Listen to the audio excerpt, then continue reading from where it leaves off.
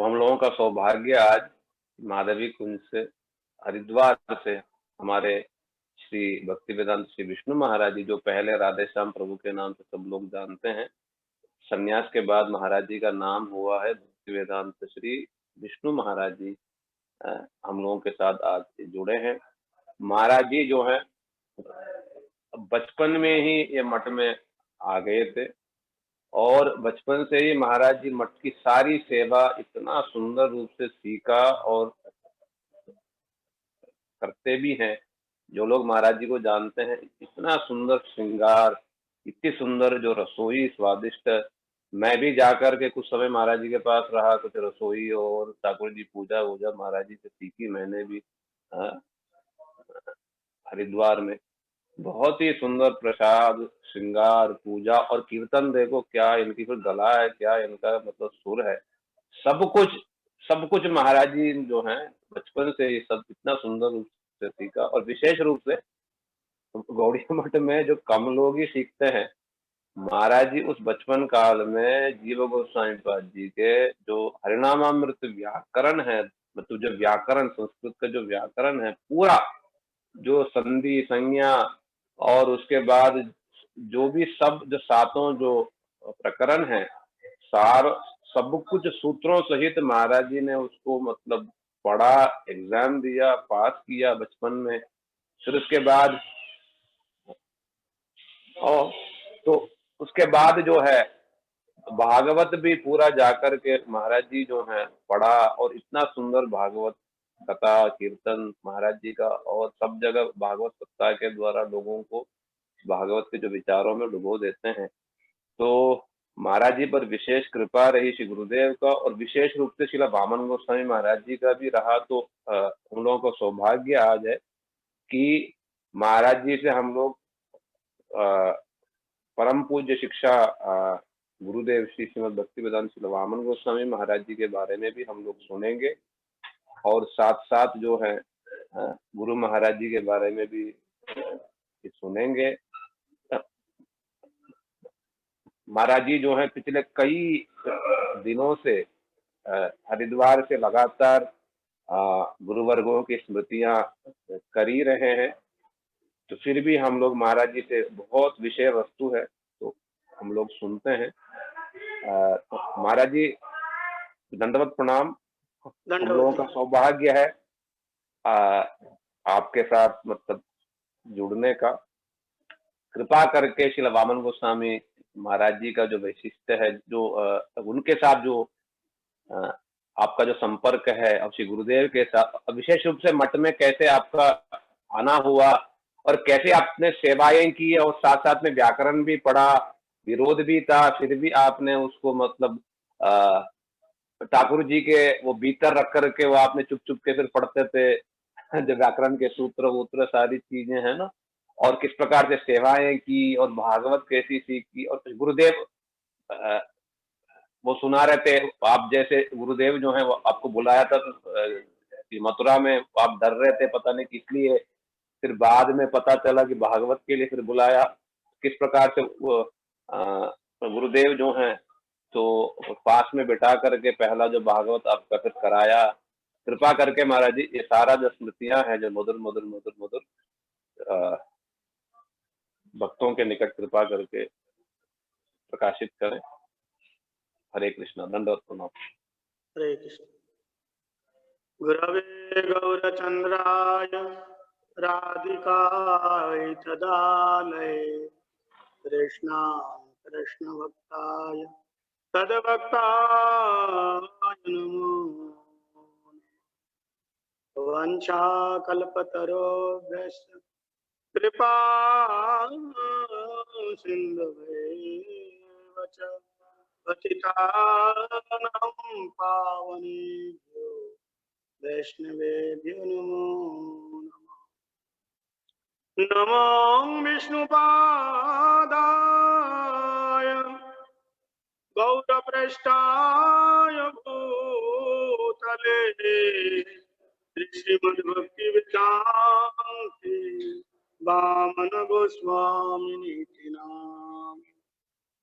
नमो विष्णुपादाय राधिकायै प्रियात्मने श्रीमद्भक्ति वेदांति नारायण इति नामिने।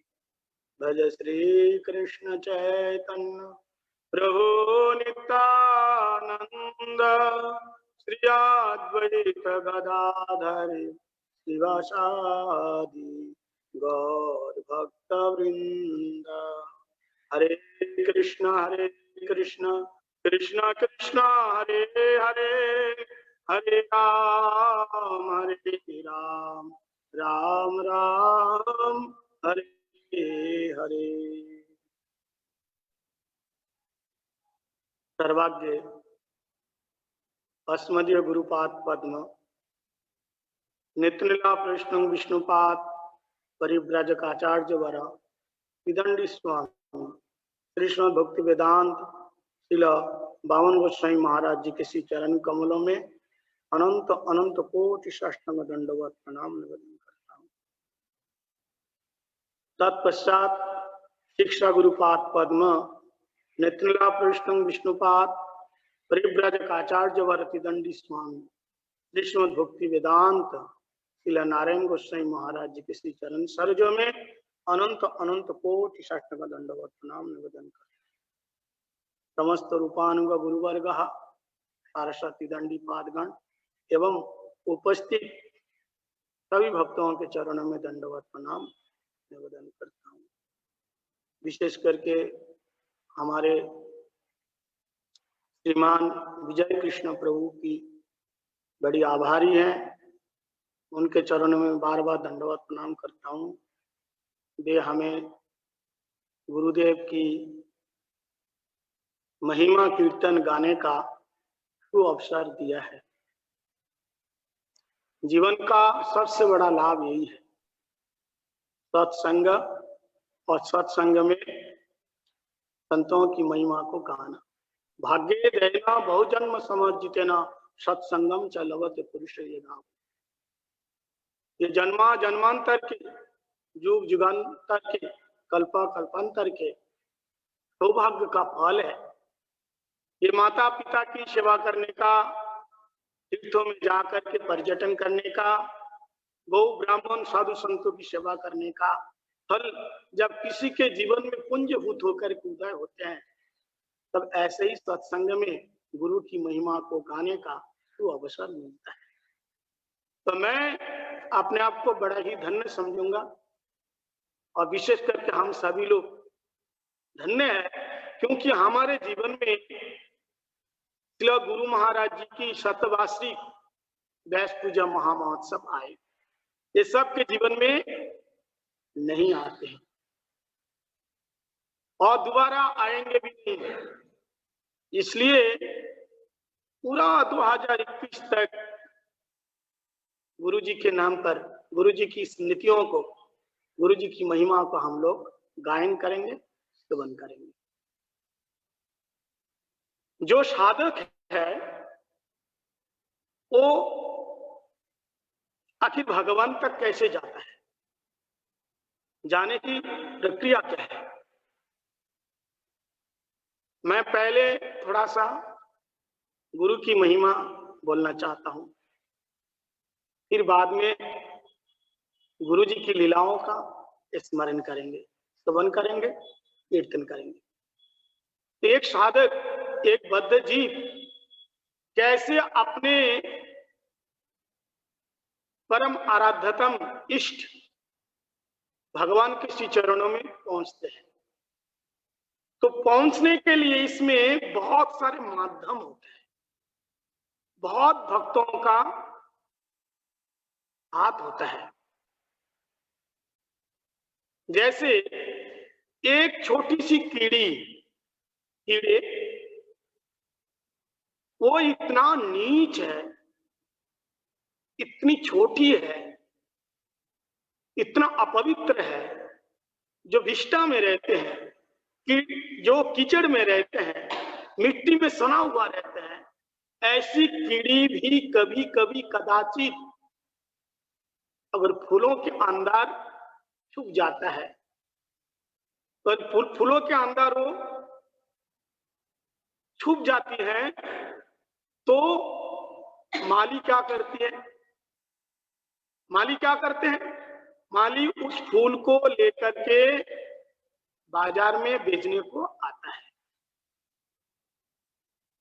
और उस फूल को मठ के कोई पुजारी जाकर के राधा विनोद बिहारी जी के लिए अथवा राधा माधव जी के लिए खरीद के लाता है और फिर उस फूल को सुवासित करके अगरू चंदन के द्वारा सुवासित करके ठाकुर जी के चरणों में समर्पित कर देते हैं। और वो जो कीड़ी है, जो छोटी सी है, अति क्षुद्रा है, जो अंदर दुख से बैठी है और छुपके से बैठी है, वो धीरे से फूल के अंदर से निकल करके जो भगवान के चरणों में चढ़ी हुई है, वहां से निकल करके जैसे ठाकुर जी के सामने से होकर के, भगवान जी के सामने से होकर के बाहर विचरण करती है, तो हमारे भगवान जी की नजर उस पर पड़ती है और जैसे ही नजर पड़ी इतने में उसका पूर्व जन्म के जितने प्रकार के प्रारब्ध था एक क्षण के अंदर भस्मीभूत हो जाता है और वो धीरे धीरे भगवान का भजन करने लगता है और भगवान की सेवा में नियुक्त हो जाता है। बोले ठीक इसी प्रकार हम सब साधक भगवान के चरणों में जाने तक कितने जनों का हाथ है। ये फूल क्या है, फूल में सौरभ है, सौगंध है, ललितता है, ये क्या है, सत्संग है। और वो छोटी सी कीड़ी कौन है, वो हम ही है, हमारे जैसे बद्ध जीव है। और माली कौन है, ये पथ प्रदर्शक गुरु अथवा शिक्षा गुरु है। वे क्या करते हैं, ये सत्संग में से वो क्या करते हैं, सत्संग में जो आता है जब बद्ध जीव, क्योंकि माली ने बगीचा लगाया, फूल को उगाया, सदगुरु के पास वो लेके आते हैं कौन, पथ प्रदर्शक गुरु, यानी शिक्षा गुरु, पथ प्रदर्शक गुरु। और वो जो पुजारी आते हैं ये कौन है, ये दीक्षा गुरु है। वे क्या करते हैं, उस बद्ध जीव को लेकर के वो ठाकुर जी के चरणों तक पहुंचा देते हैं। अब जब भगवान की सेवा करने लगते हैं, धीरे धीरे उसकी नजर भगवान की कृपा होने लगती है और फिर वो भगवत धाम पहुंचते हैं। ठीक इसी प्रकार हम अपने गुरु वर्गों के जीवन में दर्शन किया। सबसे पहले हमारे परम आराध्यतम गुरुपाद पद्म भक्ति वेदांत शिल बामन गोसाई महाराज जी केवल मात्र 9 साल आयु में अपने पद प्रदर्शक गुरु अथवा अपनी शिक्षा गुरु, अपनी मां के साथ अथवा अपनी बुआ जी के साथ शिल प्रभुपाद जी से मिले और फिर वहां से परम गुरु जी के साथ साक्षात्कार हुआ और फिर बाद में ठाकुर जी की सेवा में नियुक्त हो गए। ऐसे ही हमारे शिक्षा गुरु पाद पद्म भक्ति वेदांत श्री नारायण गोसाई महाराज जी,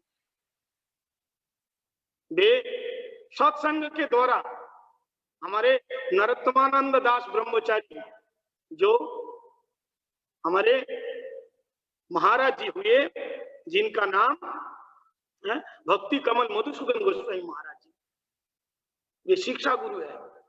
वे ला करके परम गुरुदेव के चरणों में समर्पित किया, यानी उनकी कथा से आकृष्ट होकर के परम गुरुदेव के चरणों में आए और शिला गुरु महाराज जी हमारे गुरु पाद पद्म भक्ति वेदांत का शिला भवन गोस्वामी महाराज जी को अपने शिक्षा गुरु मान करके अपने गुरु महाराज जी की सेवा की। तो कहने का मतलब ये है कि हम भगवत चरणों में पहुंचते हैं तो पहुंचने के लिए बहुत गुरुओं का हाथ है। पथ प्रदर्शक गुरु सबसे पहले चैत्र गुरु जो हमारे हृदय में विराजमान है, पथ प्रदर्शक गुरु, शिक्षा गुरु, दीक्षा गुरु और अंत में ठाकुर जी के चरणों में हम पहुंच जाते हैं। हमारे एक बात कहना चाहता हूं, मैं और एक बात कहना चाहता हूं कि पूरे विश्व ब्रह्मांड में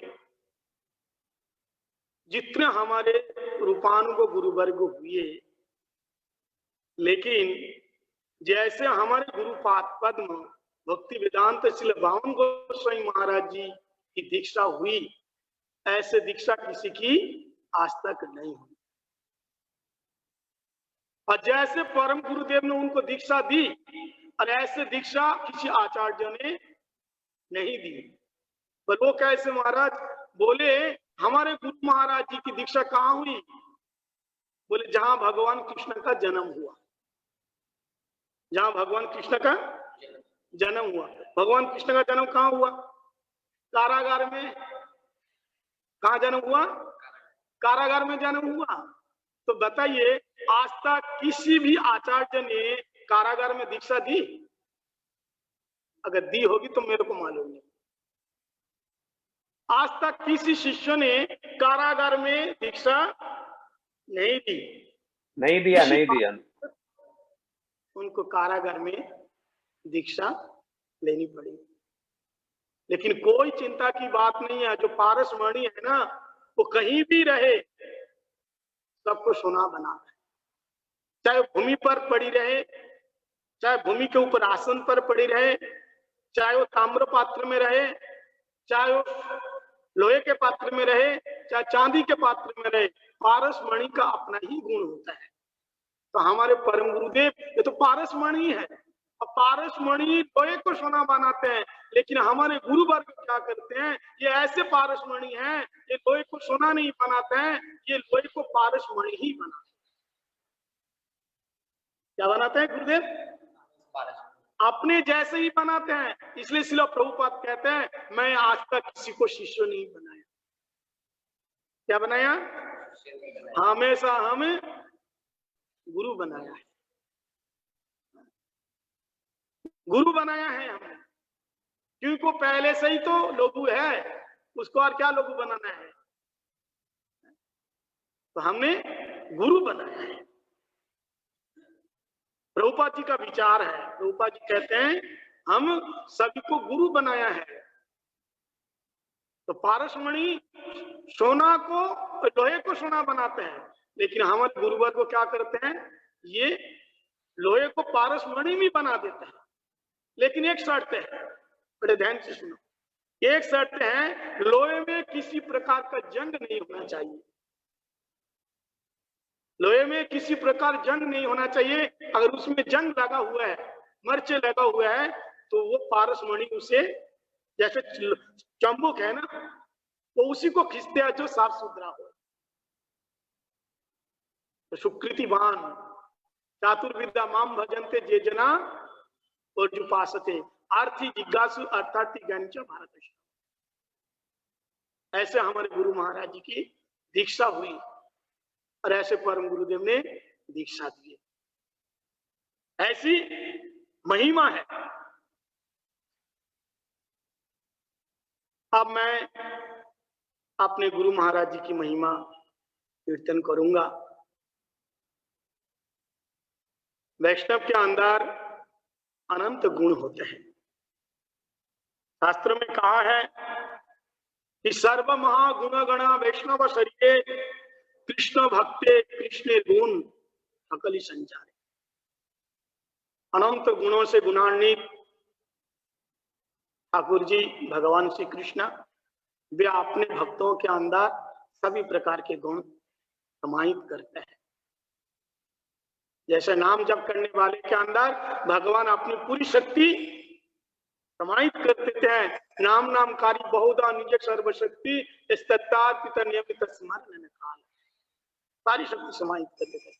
ऐसे ही जस्ति भगवत भक्त अकिंचना, सर्व गुण तत्व समासते सुरा, सारे देवताओं के गुण तो आ जाते हैं, और उसके साथ साथ क्या होता है, भगवान कृष्ण के सारे गुण आ जाते। फिर भी दिग दर्शन करने के लिए वैष्णव के अंदर 26 लक्षण बताया गया, और जो वैष्णव के अंदर 26 लक्षण है, उन गुणों के द्वारा हमें वैष्णव ठाकुर कृपा करते हैं, गुरुदेव कृपा करते हैं। कृपालु, अकृतज्ञ, सत्यसार, समा, अकिंचन। गुरुदेव के अंदर कितने गुण है? कृपालु, अकृतज्ञ, सत्यसार, समा, निर्दोष, बदान्ध, मृदु, तुझी, अकिंचन, सर्व प्रकार का शांत, कृष्ण का शरण, अकाम, निरीह, स्थिर, विजित, षडगुण, मितभुक, अप्रमत्त, मानद, अमानी, गंभीर, करुणा और मैत्र, मौनी, कवि, दक्ष। ये सारे वैष्णव के अंदर गुण है। तो हमारे गुरु जी की कृपा। अब मैं कहा एक छोटा सा शूद्र, एक बद्ध जीव कहाँ जन्म हुआ, और गुरुदेव की कृपा देखो। मैं गुरु महाराज जी से सबसे पहले जब नवद्वीप में मिला तो उससे कौन से पहले साल महाराज जी? कौन से साल महाराज जी? कौन से साल में? मैं आया था सबसे पहले नवद्वीप में 1990 में। अच्छा, ठीक है, ठीक। लेकिन क्या हुआ, केवल 8 दिन रह पाए। मेरे बड़े भैया गांव के आदमी को लेकर के आ गए, और हमारे सन्यास गुरु भक्ति वेदांत श्री मधुसूदन गोस्वामी महाराज, तब नाम था कृष्ण कृपा दास ब्रह्मचारी, और आचार्य महाराज जी, उस समय ये दोनों हेड थे, क्योंकि गुरु महाराज जी चारों तरफ प्रचार करते थे। हमारे शिक्षा गुरु पाद मथुरा में रहते थे, और आकर के कहा, इतना छोटा सा बच्चा, आखिर मैं उस समय ये गांव के लड़का के साथ आ गया था, वो तो रहा नहीं, वो तो चला गया, दूसरे गांव का था, लेकिन मैं रह गया। तो इन लोगों को पता नहीं चला, ढूंढते ढूंढते आ गए, और कृष्ण कृपा प्रभु यानी हमारे सन्यास गुरु को, मधुसूदन गोस्वामी महाराज जी को बुलाए, और बोले, इतना छोटा सा बच्चा है, इसकी आयु क्या है, अब लोग ऐसे कैसे रखें इसको? तो बोले, देखो हम लोगों का नियम है, अगर कोई मंदिर में आता है हमको रखना पड़ता है, भजन के लिए जो आते हैं। अगर हम तो बुलाया नहीं, अगर आपको ऐसा लगता है कि इसको नहीं रहना यहाँ, तो अब लेके जाओ, मना तुम कर रहे हैं। तो उसी समय मेरे को पकड़ के लेके गए, उसी समय पकड़ के लेके गए मेरे को, और मेरे को समझाया कि पढ़ो लिखो, पढ़ो लिखो। लेकिन मेरा मन नहीं लगता था,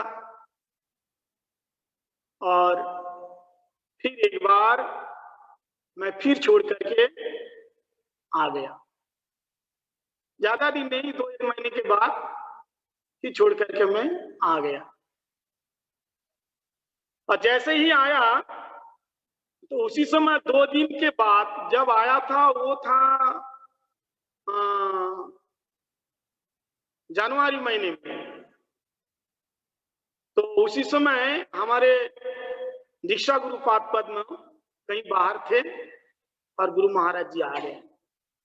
मैं कहीं झाड़ू लगा रहा था, और उसी समय हमारे सन्यास गुरु भक्ति वेदांत मधुसूदन गोस्वामी महाराज जी ने कहा कि तू फिर दोबारा आ गए, दोबारा आ गया, तेरा घर वाला नहीं आएगा? तो मैंने कहा, आपकी बार नहीं आएगा, क्योंकि मैंने एक पत्र में लिख दिया था कि आपकी बार मेरे को लेके आओगे, मैं तो आऊंगा नहीं, और जबरदस्ती करोगे तो मैं ट्रेन से कूद जाऊंगा, आत्महत्या कर लूंगा, ऐसा बोला था, पत्र में लिखा था मेरे पिताजी को। और फिर आ गए, तो वो लोग देखा ये बार बार भाग जाते हैं, तो फिर दोबारा आ ही नहीं। तो श्री मधुसूदन गोस्वामी महाराज जी मेरे को बहुत प्यार करते थे, क्योंकि जीवन की शुरुआत में उनके पास मैं आया, और उन्होंने मेरे को समझाया कि मंदिर में रहना चाहिए, मंदिर छोड़ के नहीं जाना, कुछ भी हो जाए, घर वाले तो ऐसे ही बार बार लेके जाएगा, लेकिन फिर तू भाग के आ जाना। क्योंकि पहली बार जब मेरे को लेके जा रहा था, तो मैं उनको प्रणाम करने के लिए गया, कि मैंने कहा मैं तो जाना नहीं चाहता। तो उन्होंने कहा ऐसा करो, तुम चले जाओ चुपचाप, और फिर मौका मिले तो फिर भाग के आ जाना, ऐसे उन्होंने बोला मेरे को। और मैंने ऐसा ही किया। तो फिर उनके पास मैं रहता था, उन्होंने मेरे को पूरी सारी व्यवस्थाएं की रहने को।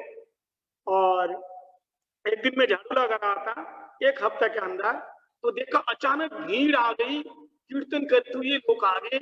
मैंने कहा भाई क्या हो रहा है? जहाँ रसोई घर है उधर में झाड़ू लगा रहा था, नाटमंदिर की तरफ अचानक कीर्तन, मृदंग, करताल की आवाज, बहुत सारी भीड़ हो गई, कम से कम 50-60 लोग आ गए अचानक। अब मटके भी आदमी ब्रह्मचारी लोग थे। मैं तो झाड़ू वाड़ू फेंका, दौड़ करके आए, तो क्या देखा? मैंने कहा क्या हुआ भाई? बोले गुरु महाराज जी आए, गुरु महाराज जी आए। तो तब उसी समय हमारे गुरुदेव को मैं पहली बार दर्शन किया। हमारे गुरुजी बड़े लंबे चौड़े सोम मूर्ति। हाँ, उस समय देखा कि परम गुरुदेव को साष्टांग दंडवत प्रणाम कर रहे हैं, बाकी भक्त लोग पीछे पीछे कीर्तन कर रहे हैं। फिर आकर के राधा विनोद बिहारी, श्लोक प्रभुपाद जो भी है सबको प्रणाम करते हुए गुरु महाराज जी अपने ही भजन कुटीर में गए। फिर उनको वहां पे आरती उतारी। गुरु महाराज जी 3 दिन रहे। अब मेरे को अभी भी याद है, उसी समय किसी भक्त ने गुरु महाराज जी को काली गाय का दान किया, गौ को, काली गौ को दान दिया था। तब वही गुरु महाराज जी का क्या दर्शन हुआ, मेरे को कृपा हुई, तभी से आज तक मैं घर का दरवाजा कभी नहीं देखा, गया ही नहीं कभी बार। वैसे तो मैं बंगाल में बहुत कम ही जाता हूँ, सब लोग जानते हैं। ऐसे गुरु महाराज जी की कृपा हुई। तो ऐसे कृपालु, ऐसे दयालु। अब क्या हुआ, फिर 2 महीने के बाद जब परिक्रमा शुरू हो गई, तो परिक्रमा में क्या हुआ, हमारे कुछ वैष्णव लोग, ब्रह्मचारी लोग जो प्रचार में रहते हैं, वो लोग आ जाते हैं, और सन्यासी लोग भी पहले आ जाते हैं। और एक दिन मैंने सुना, कानाफूसी हो रहा था कि आज एक बहुत बड़े महाराज जी आने वाले हैं, परिक्रमा शुरू होने में केवल 2-3 दिन बाकी है, एक बहुत बड़े महाराज जी आने वाले हैं। मैंने कहा बहुत बड़े महाराज जी मतलब गुरुजी? बोला गुरुजी तो है, लेकिन और एक बड़े महाराज जी है जो मथुरा में रहते हैं। और मालूम है कैसे आ रहे हैं? बोले कैसे आ रहे हैं? बोले फ्लाइट से आ रहे, प्लेन से, एरोप्लेन से। मैंने कहा अच्छा? बोले हाँ, बड़े महाराज जी आने वाले हैं। तो मेरे को बहुत अच्छा लगा, चलो दर्शन करेंगे। तो देखा उसी समय क्या हुआ, हमारे शिला गुरुपाद परम भक्ति वेदांत शिला नारायण गोस्वामी महाराज जी अपने सेवकों के साथ शिला महाराज जी का पदार्पण हुआ, आगमन हुआ। सभी भक्त लोग दंडवत प्रणाम किया। मैं तो देख करके इतने लंबे चौड़े, इतने सुंदर, इतने गोरे देख करके बड़े ही प्रभावित हो गए। महाराज जी के चरण में दंडवत प्रणाम किया। लेकिन जैसे परिक्रमा पूरी हो गई, अब मैं अपने सन्यास गुरु जो भक्ति वेदांत मधुसूदन गोस्वामी महाराज जी से निवेदन किया था कि महाराज जी मुझे पढ़ने की बहुत इच्छा है, क्या आप मेरे को पढ़ाओगे? तो कहते तू क्या पढ़ाई करेगा, क्योंकि स्कूल की पढ़ाई तो यहाँ होगी नहीं। मैंने कहा जो पढ़ाई हो सकती है, चाहे स्कूल की हो, चाहे संस्कृत का हो, कुछ भी हो। तो उन्होंने कहा पढ़ाई करना चाहते हैं तो फिर तेरे को वृंदावन में जाना होगा, वृंदावन में जा सकते हैं। तो लेकिन वृंदावन में जाऊं तो किसके साथ जाऊं, कैसे जाऊं, केवल इतना उन्होंने बोला अगर पढ़। लेकिन उनकी इच्छा थी कि मैं उनके पास रहूं, मैं सेवा करता था, मेरा काम था पूरे मंदिर, ये नरसिंह तरन से, नरहरि तरन से, गेट से लेकर उस गेट तक, धर्मशाला के गेट तक झाड़ू मारना सुबह शाम, मेरा एक काम था। और सुबह शाम कीर्तन प्रवचन के समय वो दरी बिछाना, आसन बिछा के देना।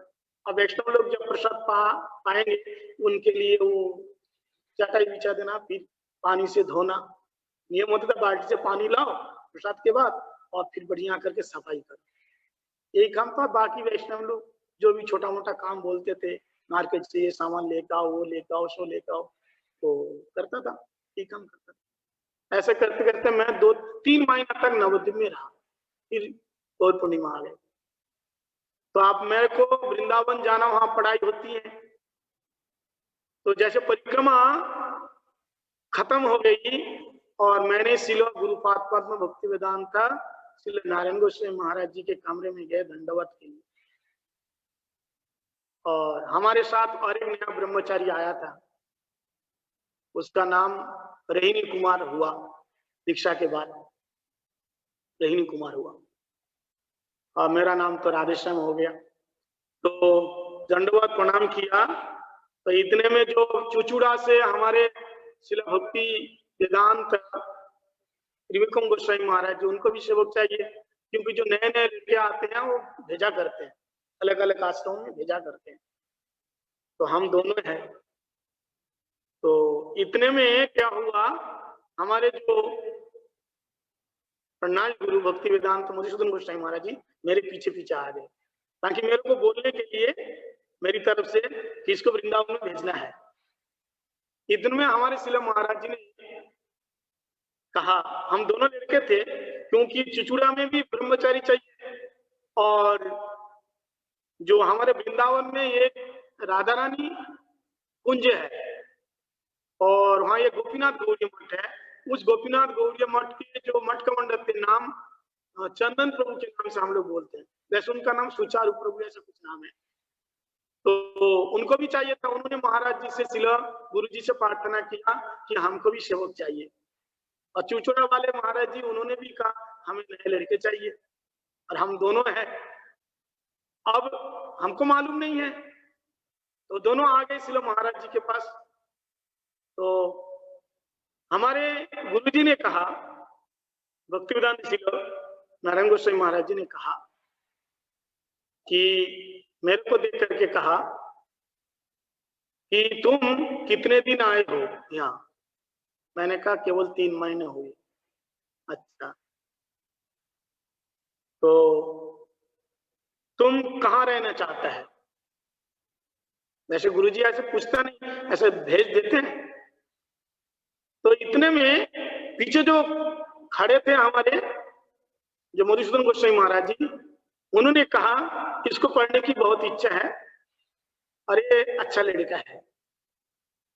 तो इतने में सुचारू प्रभु ने कहा कि इसको तो मैं अगर आप कहें तो मैं लेके जाऊं। तो बोले ऐसा करो, इसको 2 कपड़े देना, 2 कुर्ते देना, और जो भी चाहिए दो, और तुम जाओ, इसके साथ जाओ, और मैं उधारी मिलूंगा, मथुरा में आना उधारी मिलूंगा। और वो जो लड़का था दूसरे ब्रह्मचारी था, उसका नाम था रहीनी कुमार, उसको चुचुड़ा में भेजा। तो देखो कैसे गुरुदेव की कृपा हुई, अपने पास बुला लिए। और उसके बाद जब मैं आया इधर, तो गोपीनाथ गौड़ी मठ की तरफ से मैं भिक्षा करने के लिए जाता था, तो उधारी जब मिला मैंने, तो कहा कि तुम ठीक हो ना, वहां सेवा कर रहे हो, ठीक हो? मैंने कहा ठीक हो। तो ऐसा करते करते उस दिन तक ऐसा चला, और फिर मेरे मन में पढ़ने की बहुत इच्छा थी, लेकिन वहां से पढ़ने का कोई सुयोग नहीं था, सेवक नहीं थे, तो पढ़ाई कहाँ से करें। तो हमारे जो भक्ति वेदांत श्रीधर महाराज जी, पहले स्वानंद प्रभु थे, मैं एक बार उष्णातन में गया, गुरुजी आए थे, तो मेरे को बोला कि तुम कुछ श्लोक याद करते हो? तो मैंने कहा गीता का श्लोक याद करता हूँ। बोले तुम कीर्तन गाते हो ना, ऊपर माइक लगा रहते तो आवाज आती है। उनका कमरा बिल्कुल दीवार के बगल में, और वहां से बिल्कुल डायरेक्ट आवाज आती है। तो बोलते तुम श्लोक लोग याद करते हो, कुछ पढ़ते हो? मैंने कहा हाँ प्रभु जी, मैं तो कुछ ऐसे ऐसे करता हूँ। तो बोले तुम व्याकरण तुम पढ़ना चाहते थे, व्याकरण क्यों नहीं पढ़ते हो? मैंने कहा वहां तो सुयोग मिलता ही नहीं, कैसे क्या करूं? मेरे को बहुत पढ़ने की इच्छा है, अब बताइए कैसे क्या करें। तो मैंने कहा मैं इधर आ जाऊं उष्णातन में? बोले नहीं नहीं नहीं, तुम नहीं आना। मैंने कहा क्यों? बोले अरे वो फिर लड़ेगा कि हमारा सेवक को तुम कैसे लेके गए, तुम नहीं आना। तो मैंने कहा फिर क्या करूं? बोले ऐसा करो, तुम पहले तो वहां जो पुजारी प्रभु थे, मठ कमंडल थे उष्णातन के, उनके पास गए कि मैं यहाँ रहना चाहता हूँ। बोले नहीं नहीं, मैं तुमको रख नहीं सकता, एक ही मठ है और दूसरे ब्रह्मचारी को यहाँ रख लूं दूसरे मठ के, तो वो नाराज हो जाएगा। तो पुजारी प्रभु ने कहा ऐसा करो, विमल पुजारी उनका नाम था, विमल पुजारी को उन्होंने कहा कि ऐसा करो तुम मथुरा में जाओ, पहले वहां 1-2 हफ्ता रहो और फिर आ जाना मेरे, तब मेरे ऊपर से दोष कट जाएगा। तो मैं सीधा बैग पैक लेकर मथुरा जाने लगा। तो सुचारू प्रभु ने कहा कहाँ जा रहे हैं? मैंने कहा मैं मथुरा जा रहा हूँ। अब वहां रहे, हाँ वहां रहेगा, पूजा पूजा सब कौन करेगा? बोले आप तो मेरे को पढ़ने भी नहीं देते हैं और मेरा मन है अब तो यहाँ। तब मैं देखो गोपीनाथ गौड़िया मठ में मैंने 3-3.5 साल तक रह लिया, तब की बात है, 3.5 साल रहने के बाद।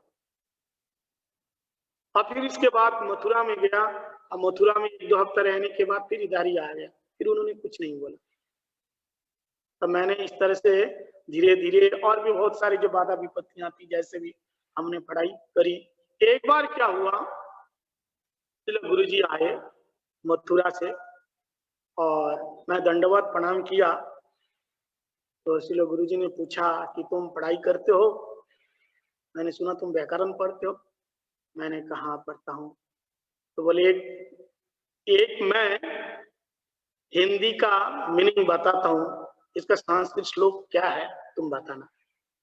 मैं तो डर गया बिल्कुल। मैंने सोचा मैं क्या बोलूंगा भाई। वैसे तो मैं शिला गुरु जी से बहुत डरता था, डर लगता था बहुत, इसलिए डरता था कि कुछ पूछ ना ले, अब बता नहीं पाऊंगा तो मेरे को बहुत गुरु जी को लगेगा कि कुछ करता नहीं, खाता पीता सोता रहता है और इतने लोगों के सामने पूछ लेते हैं। तो मैं बहुत डरता था, इसलिए डर के मारे दूर दूर रहता था, पास में नहीं जाता था। लेकिन उस दिन कैसा हुआ, दंडवत करने के लिए गए और इतना में पूछ लिए पढ़ाई करते हो? मैंने कहा संस्कृत पढ़ते हो? हाँ पढ़ता हूँ। तो एक बात बताओ, तुमको एक मीनिंग बताता हूँ हिंदी में ट्रांसलेट, उसका संस्कृत तुम बोलना। तो बस ध्यान से सुनो पहले। तो उन्होंने कहा कि उसका संस्कृत श्लोक तुम बताना। बोले कि गुरु जी की कृपा होने से पंगु व्यक्ति भी लांग सकते हैं पर्वत को और गूंगे व्यक्ति भी बोल सकते हैं। ये कौन सा श्लोक है? तो वो श्लोक तो मेरे को पहले से ही याद था, सब लोग जानते हैं। मुखम करति वाचलम पंगु लंघयते गिरिम जत कृपा तमाम बंदे श्री गुरु दिन तारणम या परमानंद माधव। तो गुरु जी ने कहा तुम जानते हो इसका मतलब?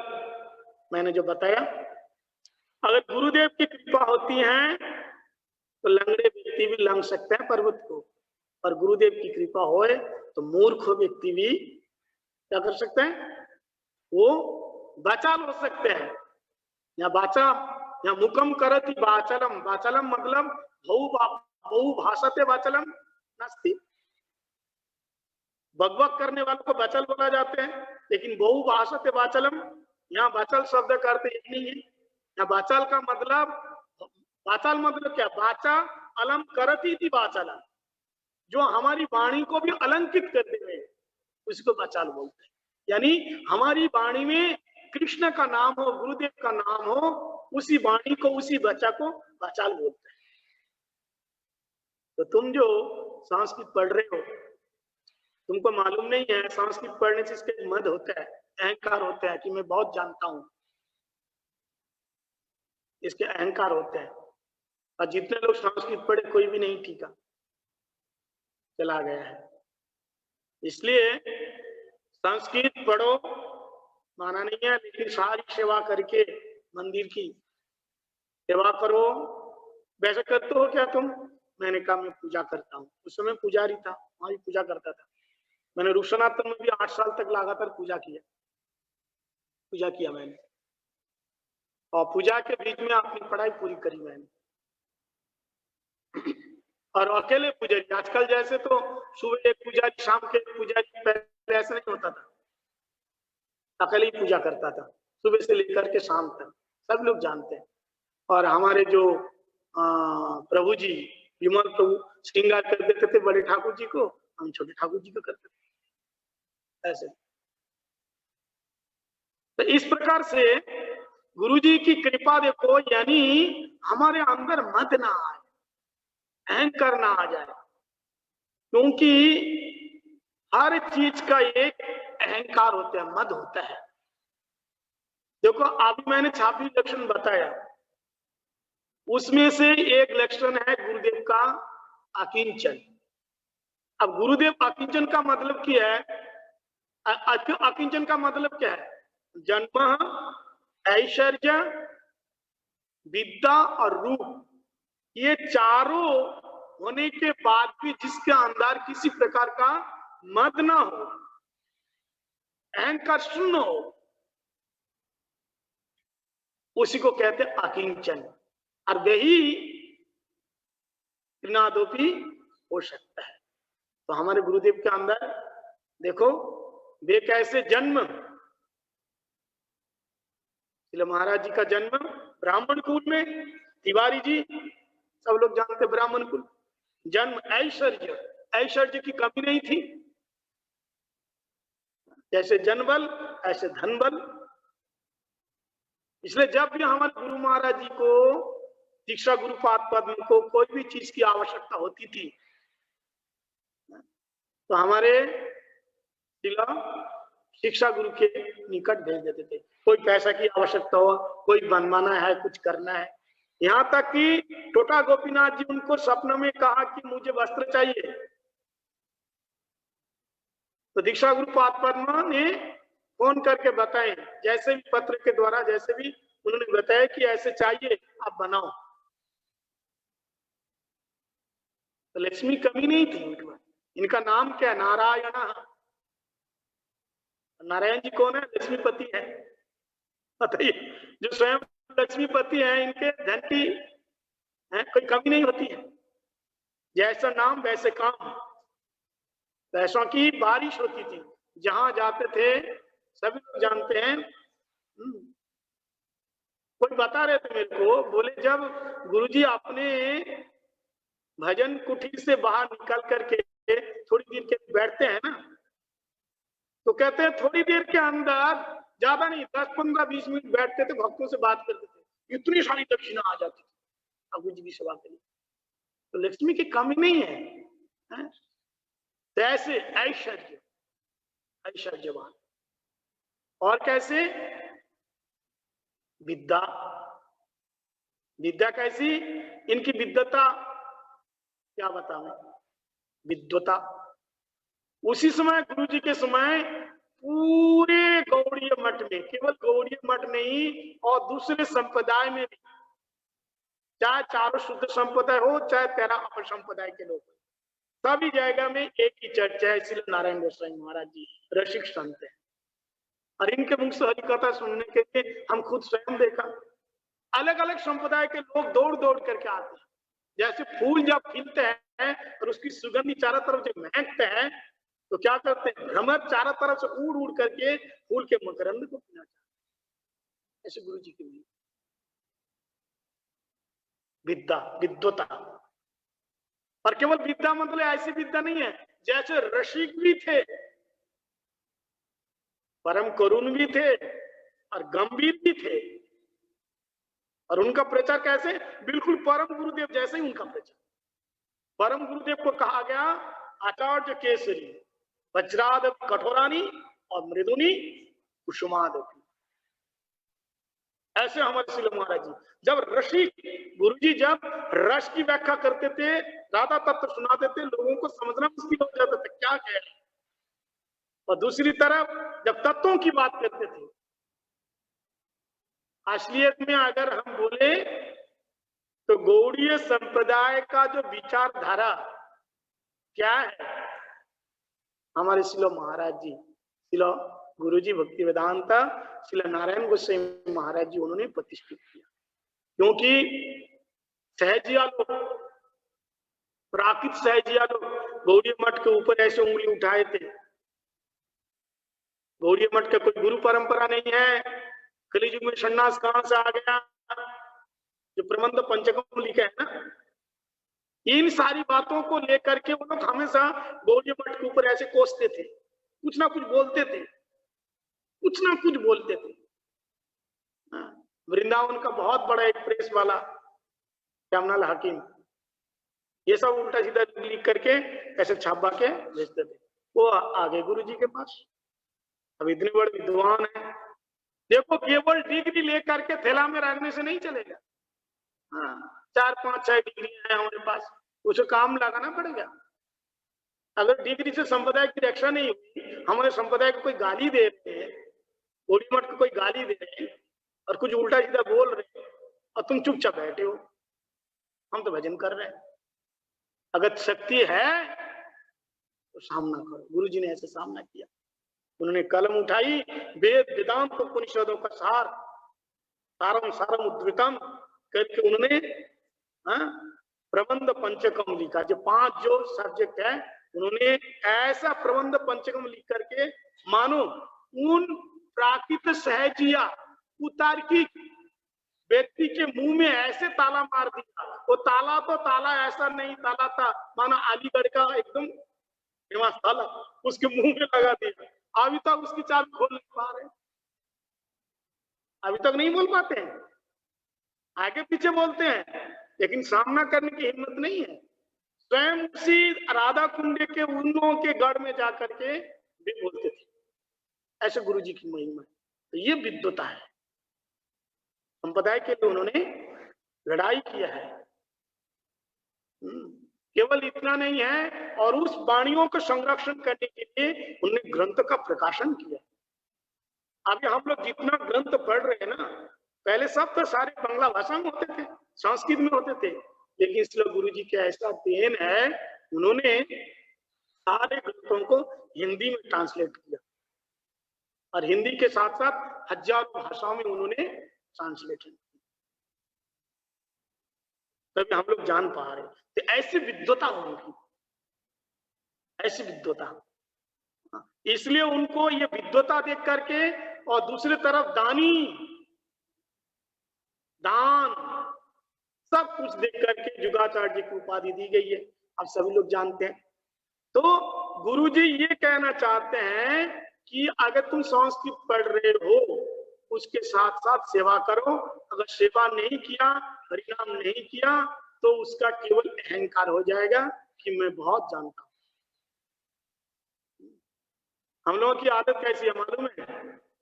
हम तो जानता कुछ भी नहीं, वो स्वयं जानता कुछ नहीं जानता, फिर वो नहीं मानता मैं कुछ नहीं जानता। समझ आया? वो स्वयं जानता मैं कुछ नहीं जानता, फिर भी वो नहीं मानता कि मैं कुछ नहीं जानता, वो कहता मैं सर्व जानता। इसलिए गुरु महाराज जी क्या बोल रहे हैं? गुरु जी कह रहे हैं, जो कहता मैं कुछ नहीं जान पाया, समझो कुछ कुछ जान रहा है, वो कुछ कुछ जान रहा है। तो ऐसे हमारे गुरु जी की महिमा। तो हमारे एक तो हो गए शिक्षा गुरु की बात, हमारे दीक्षा गुरु भक्ति वेदांत श्रील वामन गोसाई महाराज, इनका भी प्रचार शैली कैसा था? ये भी कैसे प्रचार करते थे? इनका प्रचार थोड़ा अलग था। हमारे शिल महाराज जी शेर की तरह दहाड़ मार के बोलते थे, लेकिन हमारे भक्ति वेदांत शिल वामन गोसाई गुरु महाराज जी अगर किसी का खंडन करेंगे ना, इतना शांत होकर के, इतना सरल होकर के, इतना नम्रता के साथ कहेंगे, जिसकी बात उसको पता चल जाएगा, उसको बुरा भी नहीं लगेगा। वो कहता है मेरे द्वारा किसी को कोई ठेस ना पहुंचे। एक बार आसाम में गए तो वहां पे एक शंकर देव नाम का एक कोई आदमी था, वो एक संप्रदाय चला रहे थे। वो कहता है भागवतम में 12 स्कंद नहीं है, 13वां स्कंद है। और उसके जो अनुयायी है ना, वो तिलक भी लगाएगा और भी चिन्ह धारण करेगा, लेकिन मछली खाएगा और भी जो वो चीज है वहां से भी खाएंगे, ये सारी चीज खाएंगे। तो परम गुरुदेव जब प्रचार में गुरु महाराज जी को लेके गए थे, तब उसी समय गुरु महाराज जी सज्जन से ब्रह्मचारी थे, और वहां जाकर के कहा देखो जो लोग जो मांस खाते हैं ना, अंडे खाते हैं ना, तो उसका मुंह क्या मालूम है? बोलो गंदी नाली है, ड्रेन, ऐसे बता दिया। तो वो लोग बड़े वो हो गया, नाराज हो गया, ईट पत्थर फेंकने लगा। तो परम गुरु जी एकदम दहाड़ मार के उठे शेर की तरह। बोले तुम्हारी ईंट का जवाब हम पत्थर से दे सकते हैं? हम लोग कमजोर नहीं है। ऐसा जब बोले तो उनमें से एक आदमी खड़ा होकर के कहा, अरे बड़े प्रचार कर रहे हो तुम लोग, श्री चैतन्य महाप्रभु को भगवान क्यों बोलते हो, इसका क्या प्रमाण? तब उसी समय परम गुरुदेव ने हमारे गुरु महाराज जी यानी सज्जन सेवक ब्रह्मचारी को इशारा किया, कुछ बोलो। तब गुरु महाराज जी बड़े शांत होकर के खड़े होकर के कम से कम 30-35 श्लोकों के द्वारा श्री चैतन्य महाप्रभु स्वयं भगवान है, इसका उन्होंने प्रमाण दिया। वेद वेदांत उपनिषद भागवतम में से भी त्यक्त्वा सुदिस्तज्य सुरेप्सित राज्य लक्ष्मी धर्मिष्ठ अर्ज वशसा जद्गादरण्यम मया मृगम दैत्यप्सित मन्न धावतः वंदे महापुरुषते चरणारविंदम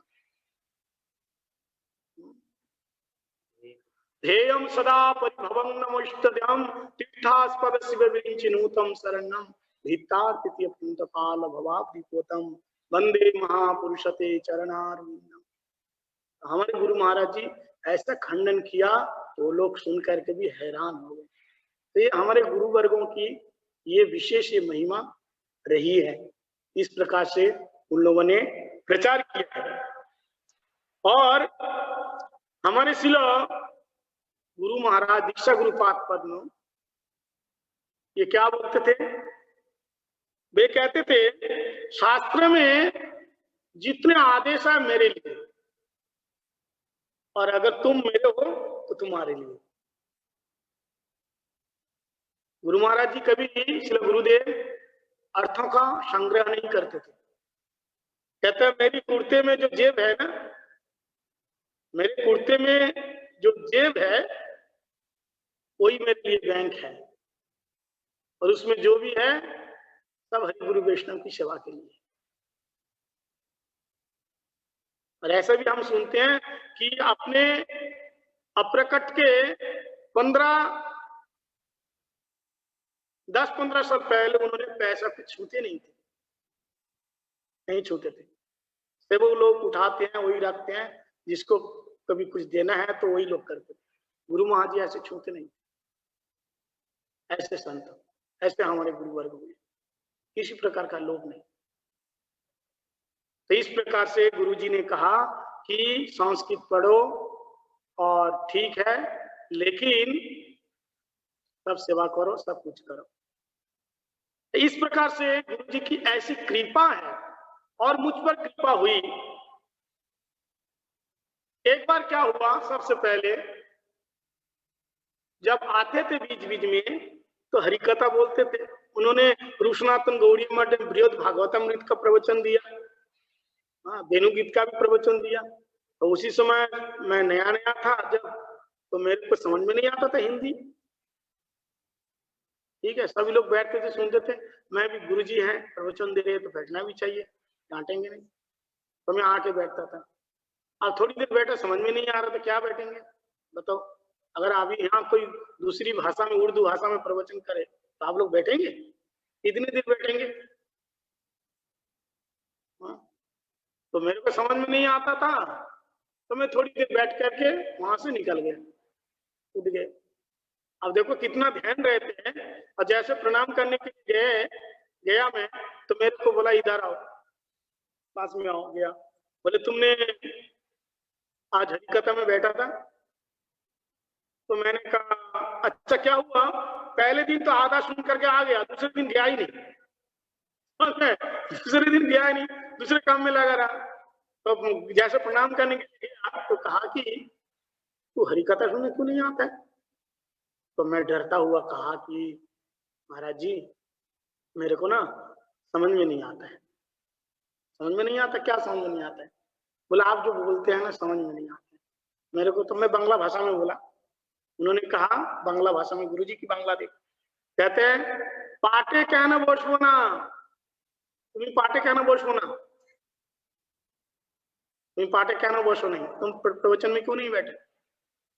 तो मैंने कहा আমি বুঝতে পারি না अपनी की बोले, मेरे को समझ में नहीं आता आप क्या बोलते हैं। तो भाषा समझ, मेरे को हिंदी समझ में नहीं आता है, तो बोले उस समय देखो कितना प्यार किया उन्होंने, करुणामय, करुण, कई बात ना, गंभीरा करुणा मैत्री। तो उन्होंने कहा कि सुनो, अगर तुम नहीं बैठोगे तो समझ में आएगा? बोले नहीं। हमने कहा नहीं। बोले तुम रोज बैठोगे, सुनते सुनते एक शब्द तुमको समझ में आएगा। और उसी दिन से बात को मैंने ऐसे हृदय में गांठ बांध लिया कि जब भी प्रवचन होता है तब मैं क्या करता हूँ, वो सुनता हूँ सीखने के लिए, सीखने के लिए सुनता हूँ। तो गुरुवर्गों का विचार, गुरुवर्गों देखो, ये तो एक सेवा सेवन मुख ही जीवादो स्वामी स्फुरत्तदः। गुरुवर्गों की विचारधारा हृदयंगम करना इतना आसान नहीं है, इतना सहज नहीं। तो गुरु जी की ऐसी कृपा हुई कि धीरे धीरे धीरे धीरे मेरे को कथा सुनने में रुचि हो गई, शास्त्र पढ़ने में रुचि हो गई। अब इसके बाद धीरे धीरे वृंदावन आते जाते रहे। और फिर क्या हुआ, 2008 की बात है, 2008 की बात। इसके बीच में और बहुत सारे प्रसंग है, मैं मूल प्रसंग बता रहा हूँ। 2008 की बात है। 2008 में अप्रैल महीना के 1 तारीख से 7 तारीख तक मेरी भागवत कथा इसी माधवी कुंज में था, इसी माधवी कुंज में था, कथा इसी माधवी कुंज में थी। तो मैं करा। तो इसके बाद पहले जो ब्रह्मचारी यहाँ देखभाल करते थे वो पता नहीं है कहाँ चले गए। इतने में रामचंद्र प्रभु जी का फोन आया कार्तिक महीने के समय। कुछ बात रामचंद्र प्रभु ने कहा कि राधेश्याम तुम आओ इधर, कार्तिक में आ रहे हो ना? मैंने कहा हाँ पता नहीं है। तब उसी समय यहाँ 10 दिन के लिए रुक गया था। तुम इधर आओ, गुरुजी बुला रहे। तो मैं गया, जाकर के दंडवत प्रणाम किया और कहते हैं कि तुमको अभी हरिद्वार में रहना पड़ेगा, तुमको अभी हरिद्वार में रहना पड़ेगा। तो मैंने कहा हरिद्वार में? मैं तो वृंदावन में रहता हूँ, वृंदावन में रहने का विचार है मेरा। अब वृंदावन छोड़कर कहीं मन नहीं लगता था, क्योंकि शुरू से मैं वृंदावन में रहता था। तो मैंने कहा अब वहां कैसे रहेंगे, वहां तो मेरा मन नहीं लगता है। तो उस समय गुरुजी ने बहुत बड़ी बात कही। बोले देखो, अगर तुम मेरी बात को ना मानोगे और वहां से छोड़ करके आ जाओगे तो वृंदावन में रहने का फल तुम्हें नहीं मिलेगा। हरिगुरु वैष्णव का आदेश पालन करना ही वृंदावन निवास है। मैं कहता हूं तुम वहां रहो मन लगा करके और तुमको वृंदावन रहने का फल मिलेगा। अब तुम तो यहाँ से व्याकरण तो पूरा पढ़ लिया, कथा करते हो, घूमते रहते हो, इधर उधर कथा करते रहते हो, तो अब वहां रह करके तुम प्रचार करो, वहां से प्रचार करो। मेरी इच्छा है वहां से प्रचार करो और वहां से तुम्हारा प्रचार बढ़िया होगा। यहाँ तो बहुत सारे कथा करने वाले हैं, वहां तो कोई नहीं है, वहां रहो प्रचार करो। तो गुरु जी का आदेश हुआ वहां रहो। और आज देखो गुरु जी का क्या आदेश हुआ, गुरुवर्गों की ऐसी कृपा है, मैं आज सर्वत्र जाता हूँ, हरि कथा का प्रचार करता हूँ, कीर्तन करता हूँ। प्रचार में क्या करता हूँ, गुरु जी की कृपा ही कीर्तन करने का प्रयास करता हूँ। तो उसी समय उन्होंने कहा, जब मैं प्रणाम करके दूसरे दिन प्रणाम करने गया तो उन्होंने कहा, मेरे से कहा, बोले मैं तुमको सन्यास देना चाहता हूँ। देखो गुरुवर्ग कैसे अयोग्य व्यक्ति को योग्य बनाते हैं, उनके अंदर ये विशेष गुण होते हैं। अपात्र को पात्रता बनाना।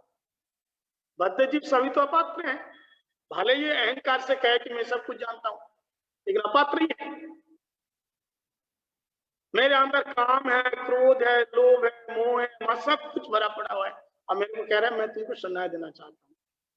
तो मैंने हाथ जोड़ करके कहा कि गुरुजी मैं तो सर्वथा अयोग्य हूं और मैं कैसे सन्यास लूंगा, मेरे से नहीं होगा। तो उन्होंने कहा देखो, जब मेरे गुरु जी मेरे को बुलाए थे सन्यास लेने के लिए, मेरे को दृष्टांत दिया कि सन्यास लो, मैं भी यही बात कहा था लेकिन मेरे गुरुजी ने कहा जब गुरुदेव शरणागत देते हैं तो योग्यता प्रदान करके देता है। तुम तो भागवत भी करते हो, मैं ना जाने कैसे कैसे लोगों को शरणागत दे रहा हूँ, इसलिए तुम ले लो, शरणागत ले लो, लेकर के वहां जाओ। तो मैंने कहा कि मेरे को अब थोड़ा सा टाइम चाहिए। तो खुश होकर के कहा ठीक है, टाइम जितना लेना है ले लो, लेकिन शरणागत लेना, लेकर बढ़िया करके प्रचार करना। ये उनकी इच्छा थी।